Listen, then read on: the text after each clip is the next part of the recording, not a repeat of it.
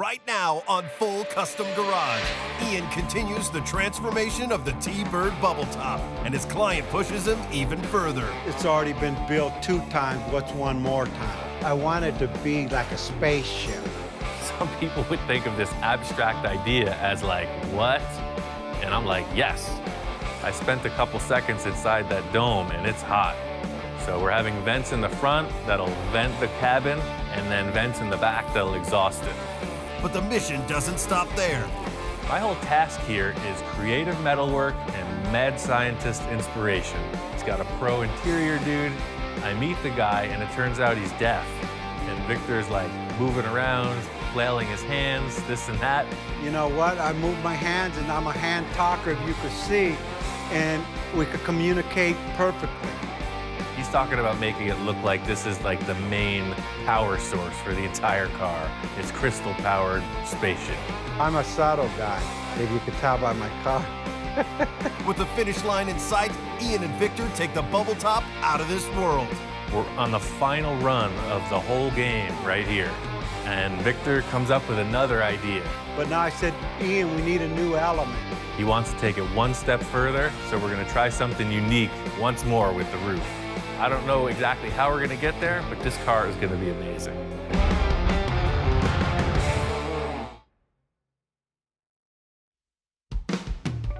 This thing all started when Victor and I went to a car show. Victor is nonstop about wanting this bubble top. He's chewing my ear off about it. And I'm thinking the quickest way to get there is to use one of our old projects. We decided to use this 62 T-Bird that I built from a while back. I figured if I made a bubble top for it, we could put it on and we'd be done. So I built a huge oven structure to heat up the plastic and we took it to Victor's. And he said, well, we need some igniters or elements. I said, I got some perfect elements. Let me just finish cooking my steaks. Victor and I share a lot of the same characteristics. He's always pushing me for more. And I said, Ian, crank it up. Let's take it to the limit. Yes, Captain, taking it to the limit. We pushed it too far, so I went to talk to a master, Gene Winfield. Every day is a school day. Ian's a real good craftsman. I think he's going to go back and rework that bubble and it'll come out fine for that T-Bird. Seeing Gene was really inspiring. It got me fired up and I came back and blew a successful bubble. This thing's on the car for 15 minutes. Everybody's praising it, you know, wow, yeah, that was a great experience. Victor wants to go bigger. He wants something better than this. When I seen it come out, I said we achieved our goal. And if we were normal people, we would say, all right, let's get the hell out of here. We're done, but we're not. The crazy thing about working with Victor is he's always pushing me. We're sitting there checking the car out, thinking about ideas, and he comes up with this spinning bubble top. I said, okay, Ian, this one's gonna spin, go up and down and spin. This is such a crazy idea. I just needed to build it quickly and cheaply to see if it would really work. Literally, this car lifts up, spins around. It's awesome. You've never seen that before. I took it down to Victor's to show it to him. I pull in with the trailer and I see Victor. He's not really jumping for joy, let's say that. But just seeing this wild concept got his brain going in a whole new direction. Accomplishing this bubble top, I think I might have like blew a fuse or something in Victor's psyche because now he's really going off the deep end. He's talking about some wild concepts and we're only at the beginning of this next stage. The whole thing is detail. I have to remove this foam in the most precise manner possible.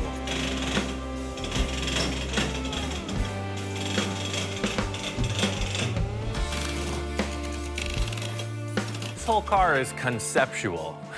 The ring that holds the bubble was looking good. Victor wanted it lower. All right, so Victor changed his mind a little bit, or Victor changed my mind.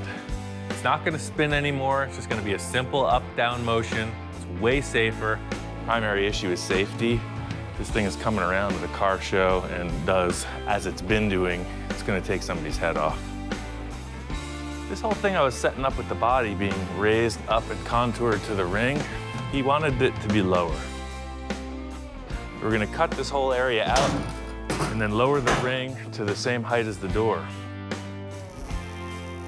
Refitting this metal ring, it's a flat base that the bubble sits on, and the car is a curved surface. So I created this series of steps that allow the ring to fall down into the car and still look like a finished part.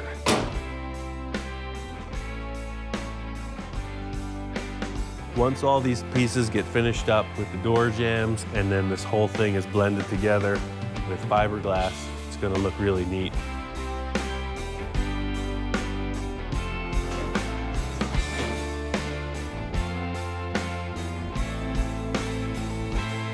We really refined the way the whole bubble opens. I was trying some crazy stuff with the weight of the car lifting the thing, and it just wasn't safe.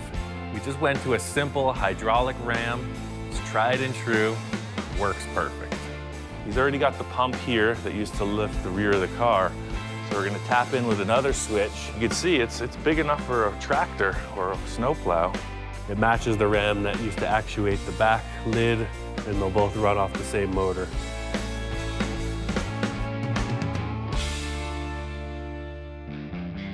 I spent a couple seconds inside that dome, and it's hot. This thing's a spaceship.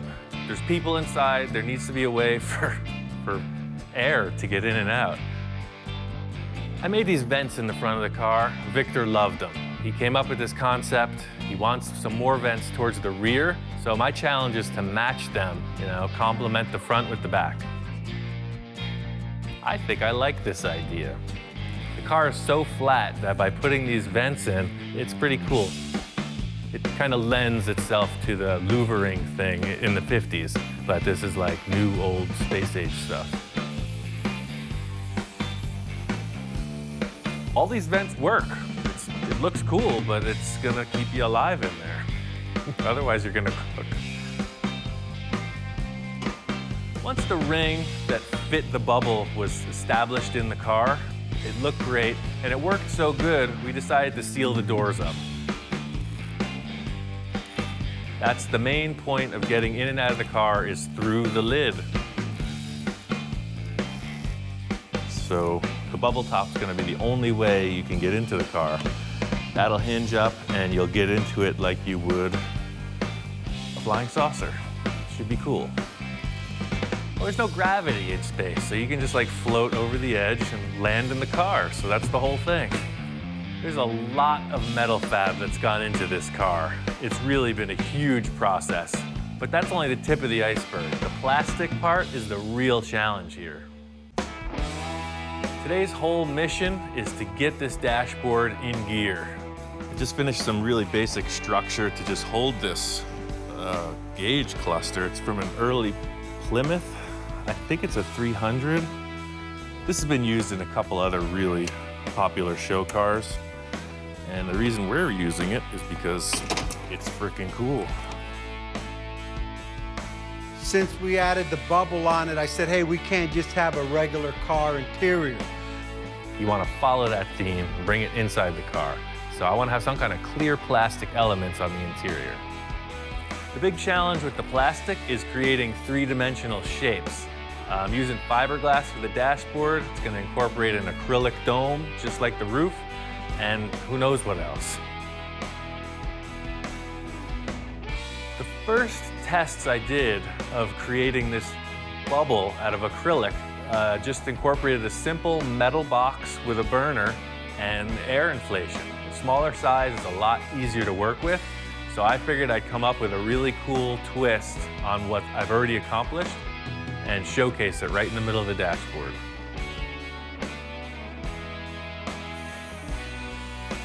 Every bubble I've seen has been blown off of a flat base. I thought, why can't you just do it off a curved base?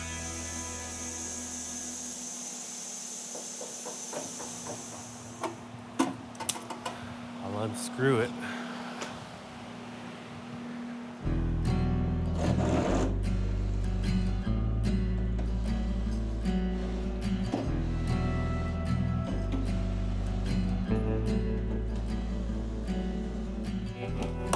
The main difference being I created a metal backboard with this S-curve, because when it's sitting in the car, this is going to be the center console. So the center console wraps up, and then you have your gauge pod here, and it goes into the dashboard. So this is just a piece of sheet metal, a couple pieces of 55-gallon drum, an old brake line. I pretty much nailed this whole heat and inflate of the acrylic domes. The big challenge here was fitting it up in the curved base plate prior to anything.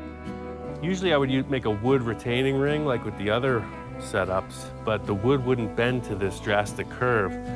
So I heated up a piece of acrylic and just let it sag down, and that became the retaining ring. So what the paper does, you can see the holes I punched here. The air comes in, you see the hot air blast, and it just diffuses and gently fills the thing up with air. So it's a gasket, pretty slick. These two got overheated, but it's still the center that I'm looking for. So I'm gonna cut this center out and I'll put it in the car and you'll get a look at it.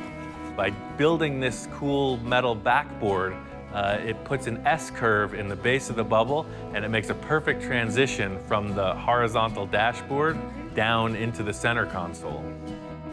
So this is like your center console here, and then to get to the switches and stuff on the gauge, this will lift just like the roof on some kind of a air ram, and then you can turn on your lights and all the other stuff. So it's just like dimensional plastic shapes. You know, you got 1, 2, and then 3. It's gonna be like a real fishbowl in here. This whole thing is really my greatest achievement. It's something I've thought on for years, and here it is. This is a perfect curved base bubble that is gonna be the centerpiece for the whole car. The whole concept of the interior, especially the look of the dashboard, is just like alien technology. It's got to look kind of spacey, kind of organic, and I think fiberglass is the only way we're going to get that really curved compound surface. The whole dashboard is fabricated at a solid round stock. It's really easy to form. I can make mirror images of the left and right side simultaneously. So it's just a quick bend, cut, and weld.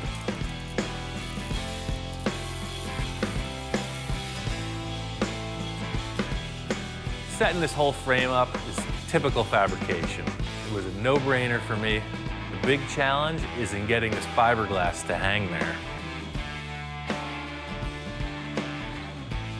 Fiberglass resin is just a liquid, and the material is super flexible, so it needs some kind of a spine to hang on until it turns solid. The whole thing with this process is if you haven't done it before, you don't know what to expect. A friend of mine, Scott Owens, he showed me this cool trick with aluminum foil and fiberglass. So I'm gonna see if I can't pull something off. The whole idea with laying this subsurface for the fiberglass is using the foil and trying to stretch it across the steel ribs that I made. That way you have this really organic shape, and it just gives the fiberglass a perfect backboard to hang on until it sets up. I have very limited fiberglass experience. I was able to lay up a ring on the bubble for the roof, and so far so good. We created a ring that lifts off that will hide all the screws.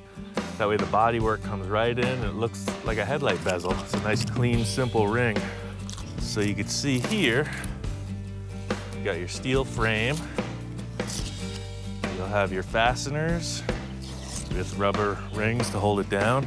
And then this nice, clean ring will snap on top and it'll be perfectly smooth. Fiberglass with a Bondo cap. I got the foil in place. It was pretty simple to set up. The next step is to trim out the fiberglass and mix the resin.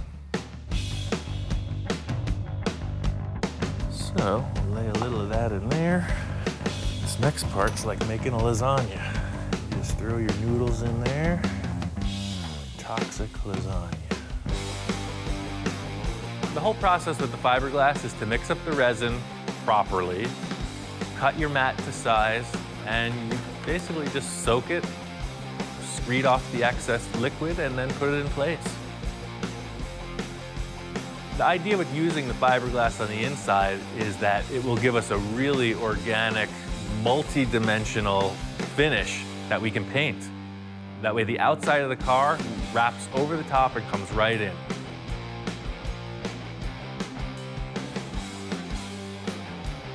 I really like the idea of doing more fiberglass work. Way faster than metal, and it's lightweight. The whole thing with fiberglass is it's fast. It's a little stinky, but if you were to create these compound curves in steel or aluminum, you'd be at it a lot longer than the 20 minutes I've invested so far.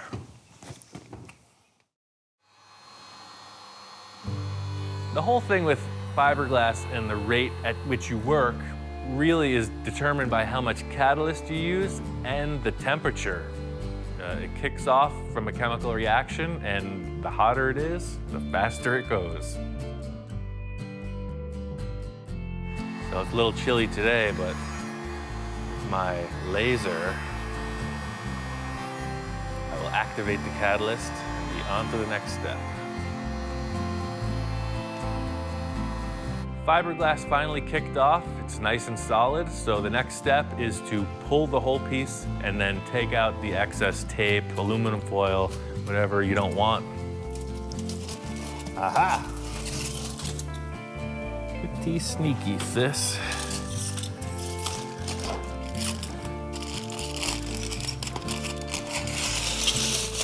I pulled it off the dashboard, and it looks like it's a piece that will fit on and off as many times as you need.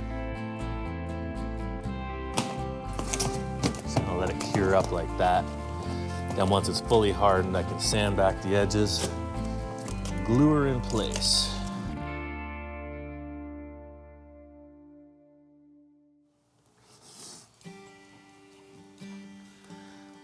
The last step in this preparation is to just bulk it up a little bit with some Bondo.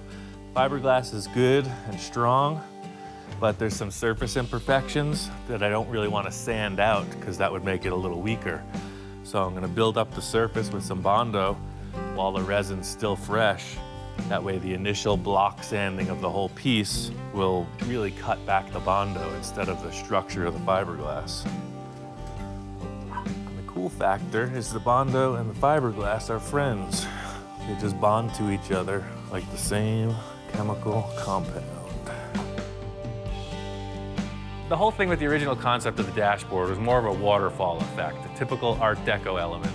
I came up with this thing with a center rib, and it's still that flavor, and the sky's the limit at this point. This is where the sculpturing starts. It remains to be seen what Victor thinks of this design. He explained something that was exactly the opposite of what I've accomplished. So we'll see what he says. I have two concaved panels meeting at a rib. He wanted two convex panels, more like a waterfall. Create two puffed shapes, almost like a tuck and roll upholstery job. It could still be done because now we have a structure to work off of. But this might be good enough for him. I really like this look. Just as the dashboard's getting solidified, Victor came in and loved it. Fortunately, I did the right thing. The whole idea with the way Victor and I work is just creative collaboration. You know, it's just conceptualizing, and then it's my gig. I make it happen. One of the big challenges in this car design is skirting the front tires. We had to bulge the side panels so the thing would steer. Victor's been kicking around a couple ideas on how to make this work, and I think I got a good concept. The whole idea with these skirts would follow the line of the vents in the front. It'll have the same screen detail on the inside, so the body will come to the vent. You know, we'll just flush out this and blend it right back through the old door jamb. So we're hoping that this will give a little reason for this whole radius on the front fender.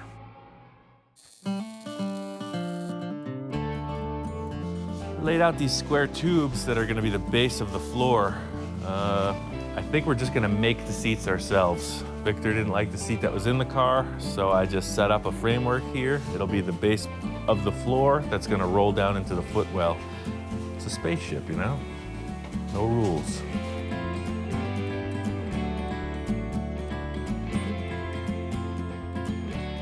These are the seats that were in the car.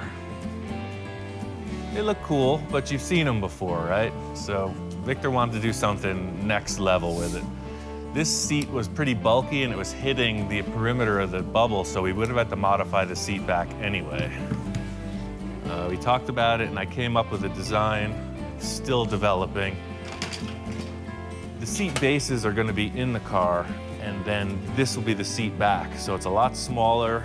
It's just like a little lumbar support. And we're thinking about having them pivot and disappear into the floor of the car.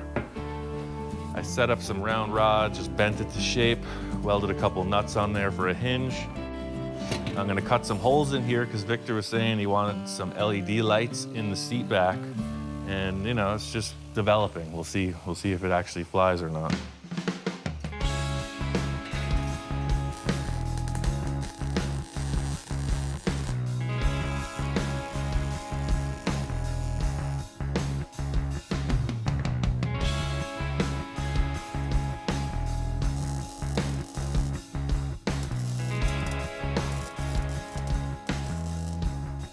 These are on hinges, that way they'll be adjustable.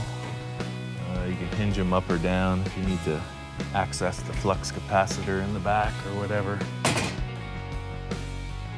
This is some 18 gauge sheet. I just put it in the brake. It's got a little curve to it, a little area for your butt to sit. And these are gonna go right in here. The idea being there'll be a 4 or 5 inch foam pad. Make it nice and cozy.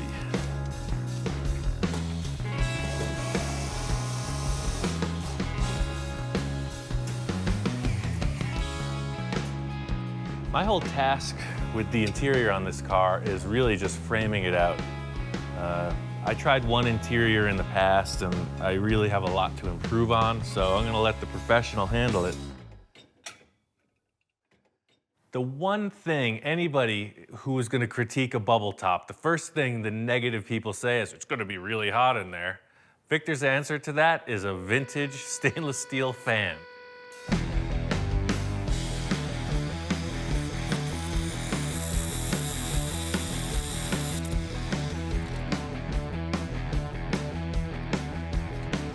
My main plan is to create 2 clear globes in the front and rear of the car, and then have a clear plastic air duct connecting the 2. So everything's following suit with the shape of the main roof bubble.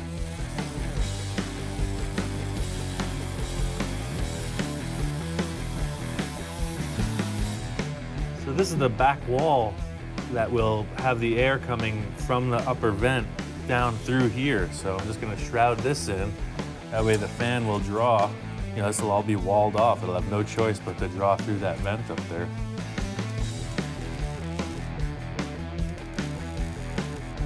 I've primarily built cars for Victor, and I think he's just getting super creative on this. He's not concerned with driving this to the car show. He's doing something to make a complete spectacle. That's the bottom line here. Looks like Victor's caught the bug. I said it before that my kind of crazy is pretty contagious. He was putting the reins on this thing earlier, and now he's out of control.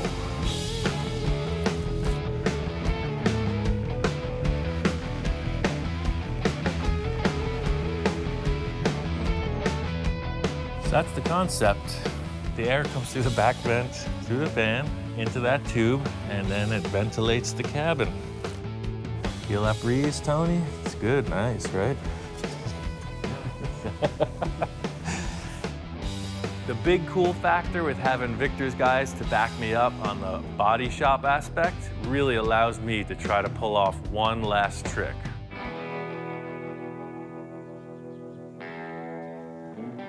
We've made a bunch of successful roofs for this car. We're on the final run of the whole game right here. And Victor comes up with another idea. The third one came out perfect. It flowed perfectly. But now I said, Ian, we need a new element. He wants to take it one step further, so we're gonna try something unique once more with the roof. I'm gonna light a fire, man. Yeah, and actually, I know it's gonna work. You've seen a clear plastic bubble a million times. He wants something more. He wants like a pattern embossed in the rear of the roof. And it's like a whole new direction. As a last-ditch effort to stop this frame from flexing, I just put in a bunch of wooden shims because the box starts to blow out of shape. There's so much force from this. We got like 180 bolts clamping it together. But the box just needs to get up to 300, 320, and it's good to go. But getting 300 degrees over 32 square feet, that's the real challenge. For this last try, I think we're gonna need more heat. A little more propane, a little more fire. It remains to be seen what's gonna go on once we get up to the proper temperature. The only access I have to the material is through these little portholes. This structure that's inside the oven doesn't allow me to see in there. I really only have my past experience to guide me through this. We're not gonna know if it's a pass or fail until it's done and on the car. I think we're there. All we can do is turn up the air pressure. Ready? I'm gonna do it slow. The good thing is this is working just like all the rest. The heat's even, the thing's inflating, it's looking good. Oh, the front, look at this. Amazing. We're there. I can't push it anymore. I'm gonna raise it up. It's the moment of truth.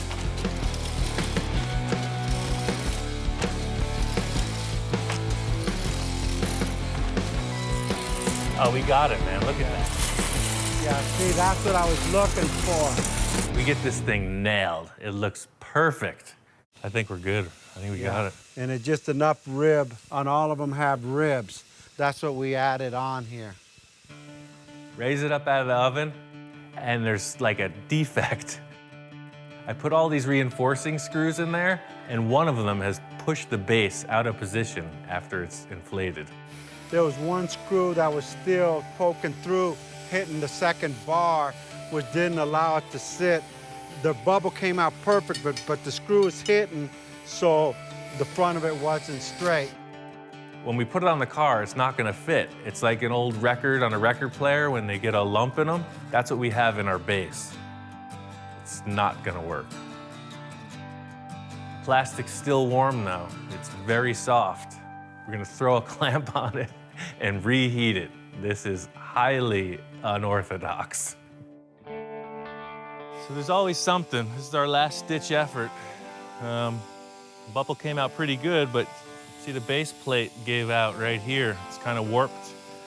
I got the ovens on high on this side. We're gonna put a piece of steel, clamp it, and lower it back in, and try to get some of that shape to even out. We're gonna try this one little remedy and then take the thing out, see how it looks with that buck off of it. That was a perfect bubble too. Up more. All right, right there, we're on it. How's she looking? I think you got it, man. I think you healed it.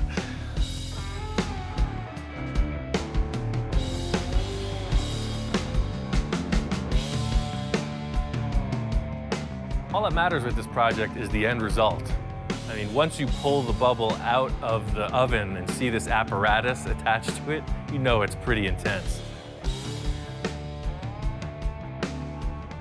Everything looks great. It's back into shape. The whole idea is to just cool it off, raise it up out of the box, and unclamp this beast. I took this 1/2-inch MDF board and created a series of templates off of the bubble Victor liked most. I spaced them out 8 inches apart, made a whole bunch of support to withstand the pressure of this bubble pushing against it, and fastened it to the backboard. Good. Getting the buck off of this thing really revealed that it was a successful idea. This was uncharted territory, and the result was ideal.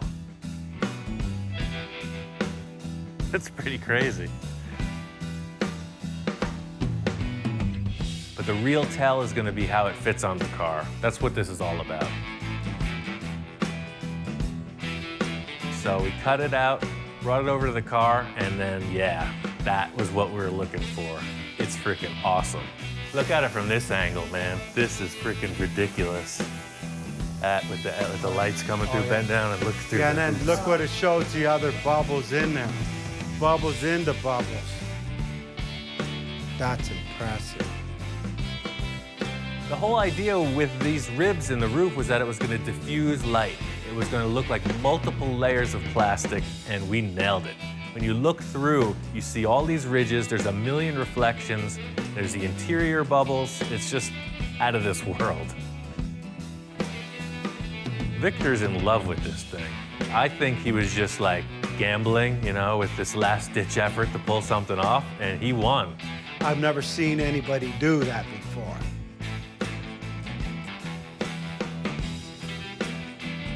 The creative process on getting this bubble top done is there, but this is the whole car.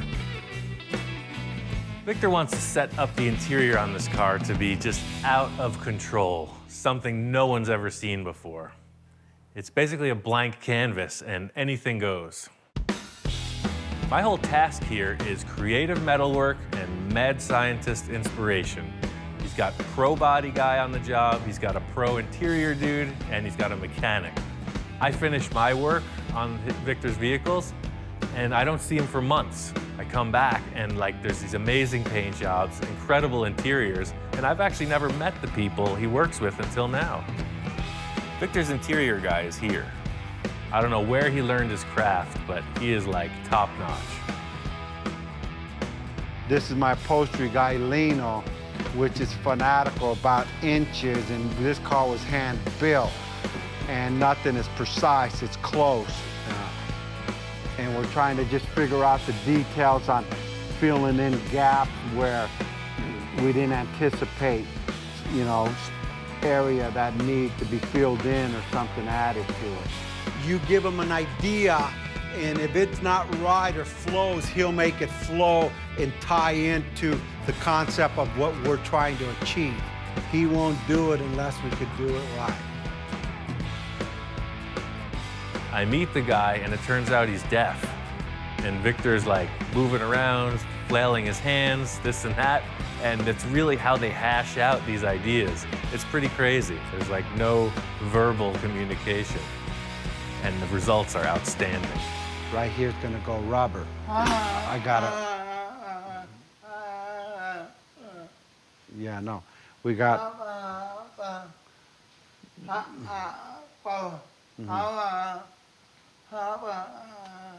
He's saying here, he told the guy to put steel in here and to clean up this edge.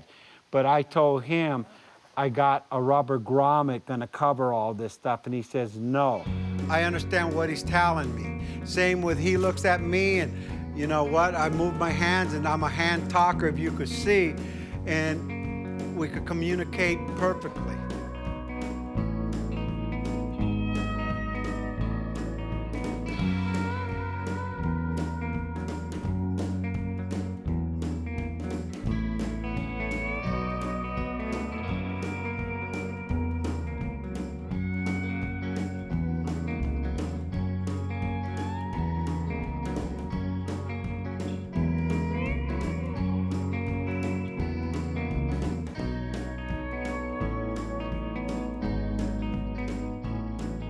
He understands what our goal is to make an awesome vehicle that we could share with everybody.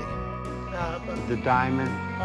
Oh, he wants to put diamonds in there. Let's see. I think he's caught the crazy too, man.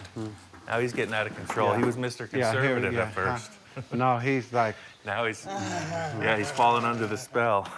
This here, I had to take my old lady's jewelry apart, but she won't figure that out in a while. The whole concept with the center console is to move air through the cabin. And Victor comes up with these crazy ideas. He's got all these clear crystals. He's got LED lights.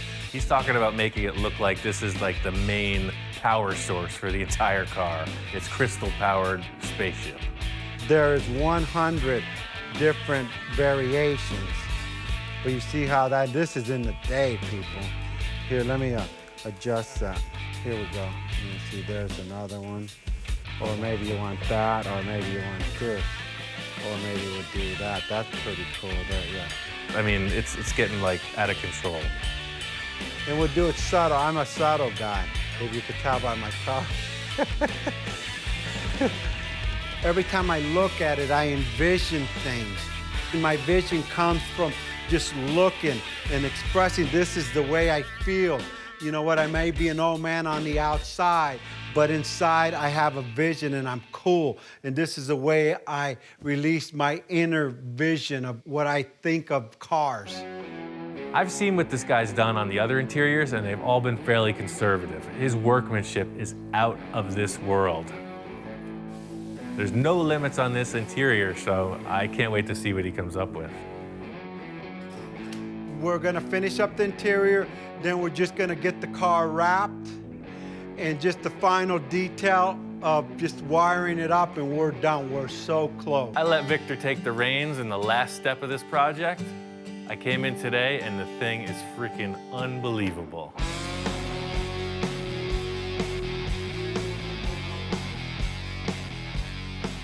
This car has been in the works for a long time. It is a concept car. It's gone through so many phases of development, and now to have it finally wrapped, I'm stoked. The car came out amazingly, beyond my expectation. On the bubble top, the interior, this is a total custom build. The bubble top is next level.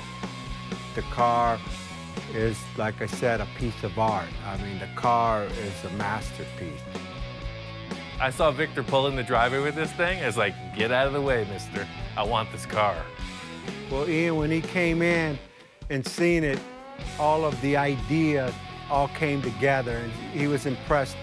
The thing drives up, and it looks like a spaceship. I wish it didn't have tires. You open the bubble top, and the interior is just going off. There's all kinds of crazy stuff going on in there. I'm ecstatic. He's ecstatic with it. Everything flows just perfect. At the end, I got my interior guy, Lino, and he was saying, you know what, enhance the bubble by putting chrome around the bubble and putting chrome on all the ribs. They're perfect. They really highlight the ridges in the bubble.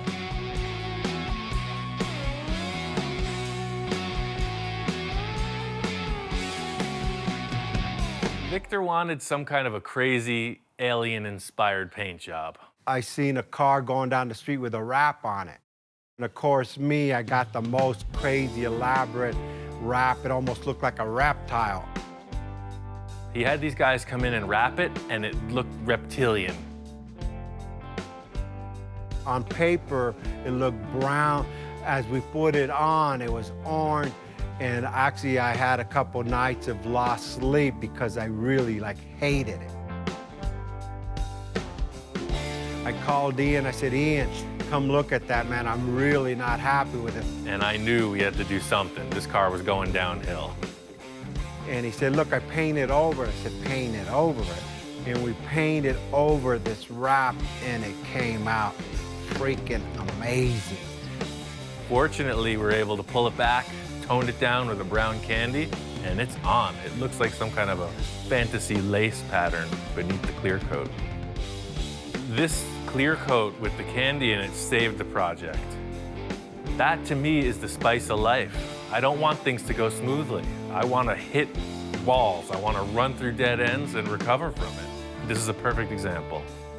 Ian is so resourceful. Maybe 90% of everything that's on this car that you see in the interior and exterior, besides the actual car, was stuff we made work. From the hydraulic system, from the parts, from the back bumper to the instrument panel. And if he doesn't have the part, he'll come up with something else. He'll walk around the junkyard and find something and put it in there, and it works better and at zero cost. Since I'm 15 years old, it's been car after car after car.